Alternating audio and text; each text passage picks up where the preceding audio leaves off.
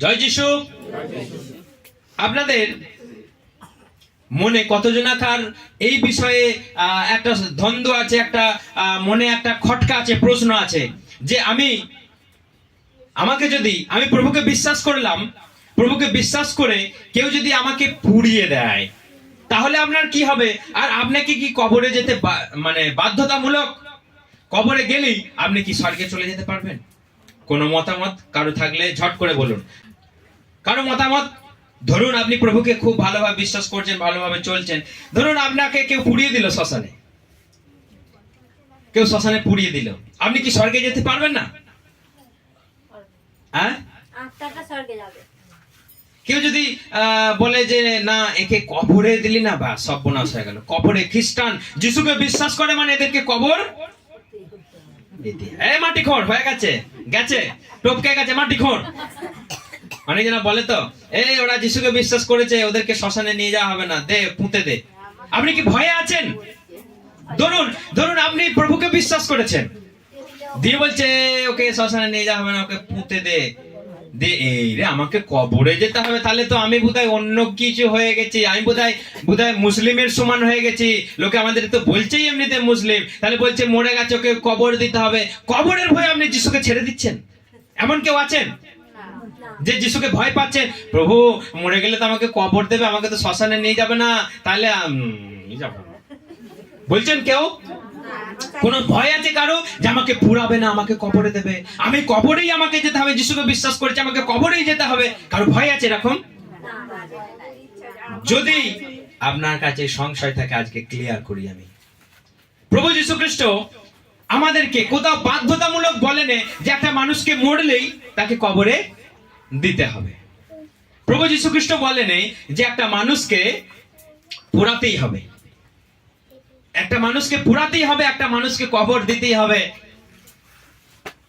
কোনো এর বাধ্যতামূলক বা কোনো এর যুক্তি নেই।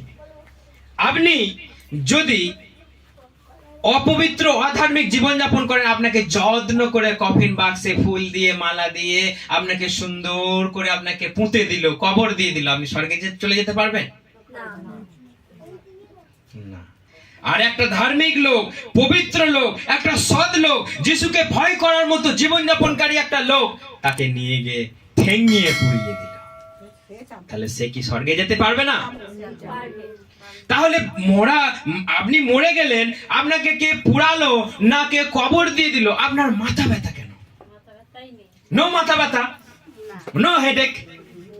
আমাদের জীবনটাই হচ্ছে ব্যাপার। প্রভু যীশু খ্রিস্ট বলেছেন, দেখুন আমি একটা বাক্য বলে সবাইকে শোনাই, যে মথি 8:22 কি লেখা আছে, ঝট করে একটু সবাই পড়ুন তো। মথি 8:22 কি লেখা রয়েছে?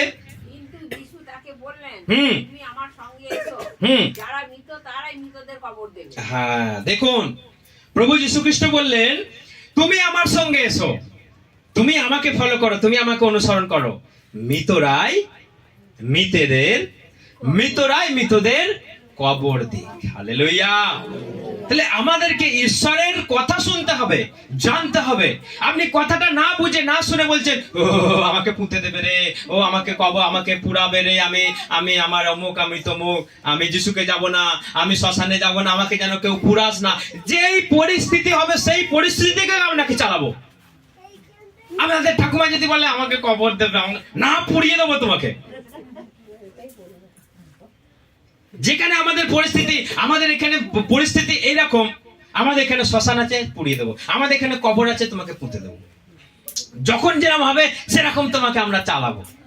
প্রভু বলে দেন যে তোমাকে কবর দিতে হবে, তোমাকে পুরাতে হবে। কিন্তু ইসরায়েলের নিয়ম সবাইকে কবর দেয়া, সবাই সেখানে কবর কবর কবর কবর, সবাই কবরে গেছে। কিন্তু আমাদের এখানে সেই পরিস্থিতি, পুরানো সব পুড়িয়ে দেবো। এবার অনেক যুক্তি আছে, আমি সেই যুক্তিতে যাচ্ছি না। পুরানোর ব্যবস্থা কি কবর দেওয়া? হ্যাঁ, পুরানোর ব্যবস্থাটা একটা কটু লাগে। আপনি দেখছেন একটা মানুষ ডাইরেক্ট পুড়ছে, রাস্তার ধারে যেসব শ্মশানগুলো পুড়ছে, মানুষের ঠ্যাংগুলো উঠে চলে যাচ্ছে, মাংসগুলো খসে পড়ছে, রক্ত রস পড়ছে, দেখতে একটা কটু লাগে, কটু লাগে। যদি শ্মশানগুলো আড়াল করা হয় তাহলে দেখতে একটা অতটা কটু লাগে না, কিন্তু ওপেন শ্মশানগুলোতে আজকে মানুষ পুড়ছে, একটা দেখতে বিভৎস লাগে, মাথাটা করে উঠে গেল, এমন করে উঠে গেল, একটা বাঁশলে দিল ঠেঙিয়ে, দেখতে একটা অসভ্য লাগে, একটা কটু লাগে।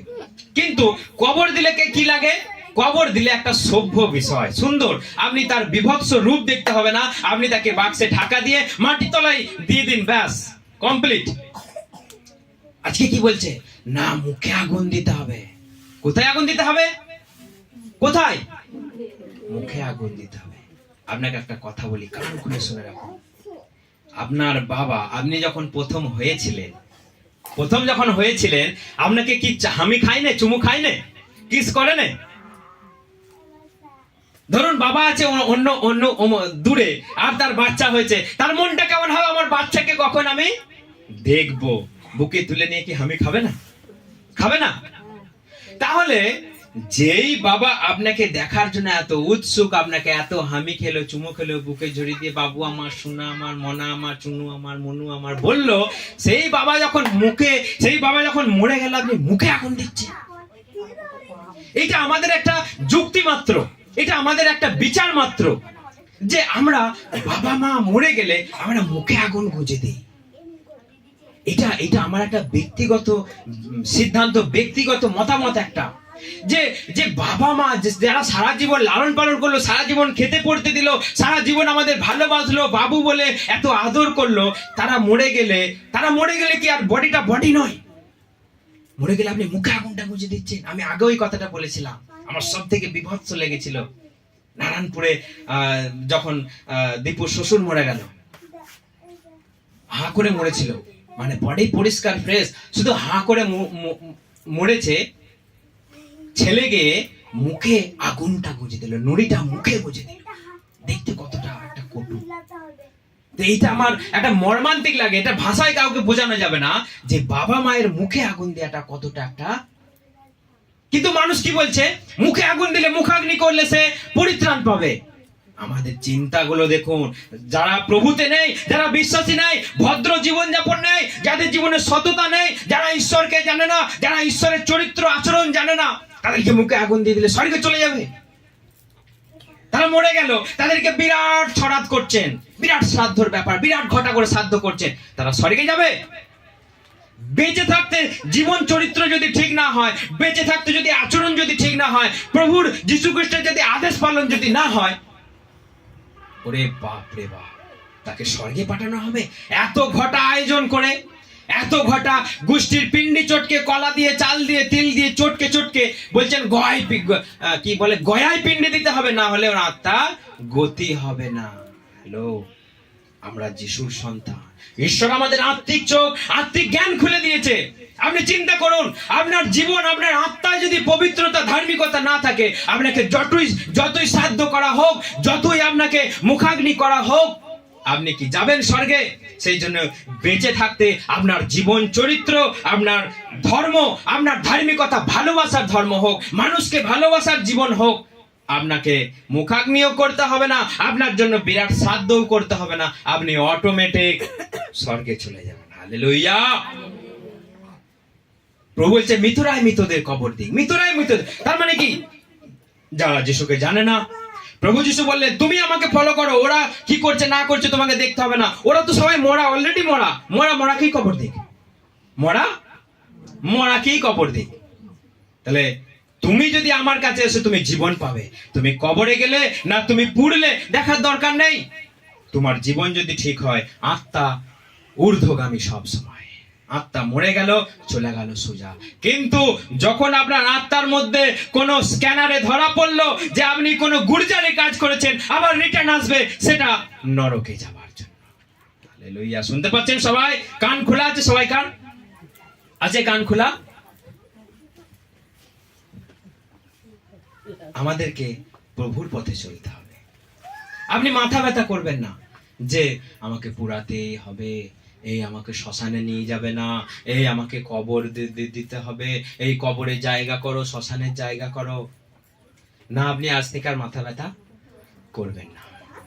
যদি আমাদের জীবনে যদি প্রভুর যদি শিক্ষা, প্রভুর আদেশ পালন যদি আমাদের মধ্যে না থাকে, না, আজকে মানুষ যাদের মধ্যে বাইবেলের এই ভেতরের শিক্ষা নেই, তারা আজকে এইসব বিষয় নিয়ে মাথা ব্যথা করে। দেখুন, আমি একটা বাক্য বলি যে মার্ক 16:16, কেউ একজন আমার সঙ্গে পড়ুক, মার্ক 16:16। যে বিশ্বাস করবে এবং বাপ্তিস্ম গ্রহণ করবে সে লাভ করবে পরিত্রাণ, এবং যে বিশ্বাস করবে না সে পাবে অপরাধের শাস্তি।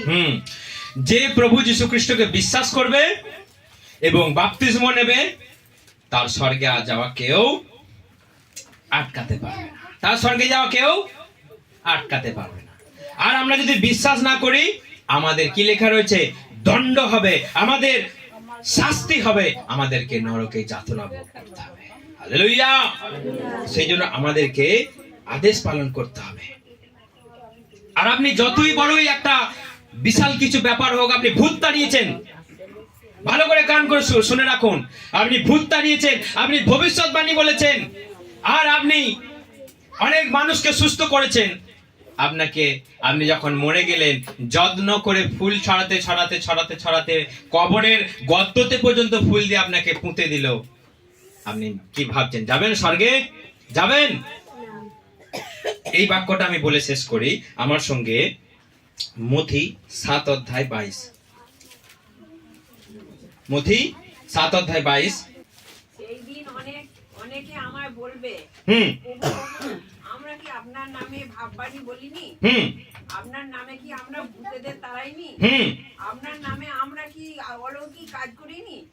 তখন আমি তাদের স্পষ্ট বলবো, আমি তোমাদের কখনো আপন বলে জানিনি।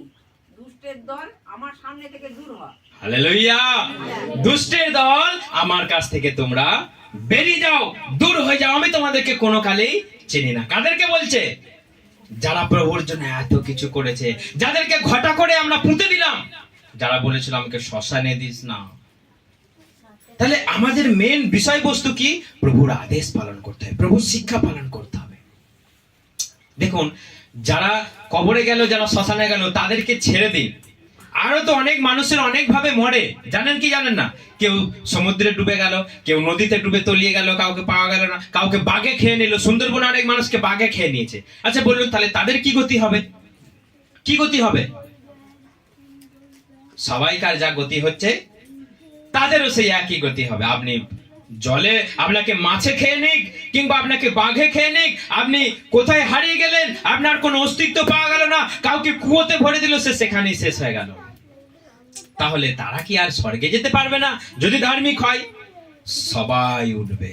দেখুন, বাইবেল লেখা আছে প্রকাশিত বাক্য 20:13, এইটা বলে আমি শেষ করব। প্রকাশিত বাক্য 20:13। সমুদ্র তার গর্ভস্থ মৃত ব্যক্তিদের ফিরিয়ে দিল, মৃত্যু ও পাতালও তাদের অভ্যন্তরস্থ মৃতদের ফিরিয়ে দিল। তাদের প্রত্যেকের কর্ম অনুযায়ী বিচার করা হলো। তারপর মৃত্যু ও পাতালও অগ্নিহ্রদে নিক্ষিপ্ত হলো। এই অগ্নিহ্রদই দ্বিতীয় মৃত্যু। হ্যাঁ, দেখুন, সমস্ত মানুষ পৃথিবীর বিভিন্ন প্রান্ত থেকে, সমস্ত যে যেখানে মরে আছে, সবাই শেষ সময়ে উঠবে। হালেলুয়া!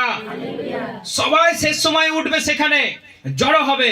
কারো বিচার হলো, কেউ অনন্ত রাজ্যের জন্য, স্বর্গের জন্য, আর কেউ অনন্ত শাস্তি পাবার জন্য, নরকে যাবার জন্য বিচার করা হলো। হালেলুয়া! তাহলে কে কোথায় মরে গেছে, কে কোথায় পড়ে আছে, আমাদের দেখার দরকার নাই। বিজ্ঞানের কাছে যদি আপনার একটা হাড়ের টুকরো পেয়ে যায়, সে আপনাকে বলে দেবে আপনার কত ওজন ছিল, কত কি রং ছিল, আপনার কতটা হাইট ছিল, বিজ্ঞান আজকে বলে দেবে।